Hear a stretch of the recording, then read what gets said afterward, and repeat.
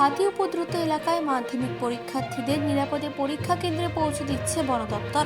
পরীক্ষার্থীদের গাড়ি করে পরীক্ষা কেন্দ্রে পৌঁছানোর কাজ শুরু করেছে তারা। বাগডোগরার টিপুখোলা, তীরহানা, নকশালবাড়ি, বেলগাছি এবং পানিঘাটা সহ জঙ্গল ঘেরা এলাকায় বন দপ্তর বিশেষ গাড়ি করে মাধ্যমিক পরীক্ষার্থীদের পরীক্ষা কেন্দ্রে পৌঁছে দিচ্ছে। পাশাপাশি কার্শিয়াং বন দপ্তরের উদ্যোগে বিভিন্ন রেঞ্জে চালু করা হয়েছে হেল্পলাইন নাম্বার। এই সমস্ত পরিস্থিতির ওপর নজর রাখছে কার্শিয়াং বন দপ্তরের ডিএফও এবং এডিএফও।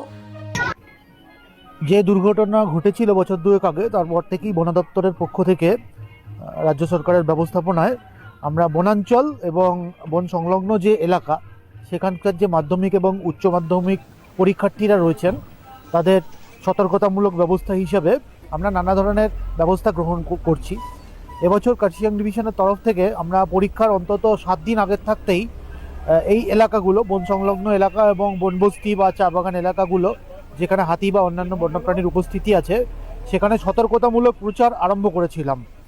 তো আজকে পরীক্ষার দিন সকালবেলা তার সুফল আমরা কিছুটা পাচ্ছি, যে ছাত্রছাত্রীরা কেউই একা একা এলোমেলোভাবে যে গ্রামগুলো আছে, হাতির জঙ্গল যেগুলো তার সংলগ্ন গ্রামগুলো আছে, সেখান থেকে কেউ বেরোয়নি। তারা দলবদ্ধভাবে বন দপ্তরের পাঠানো ছোট গাড়িতে নিজেদের গ্রাম থেকে বা বস্তি থেকে বেরিয়ে পানিঘাটা, লোহাগড় এবং বেলগাছি এই সমস্ত এলাকায় আমরা বাসগুলো একটা একটা করে পাঠিয়ে দিয়েছি। মানুষ বসের রিপোর্ট, চেতনা বার্তা, জেগে থাকে, জাগিয়ে রাখে।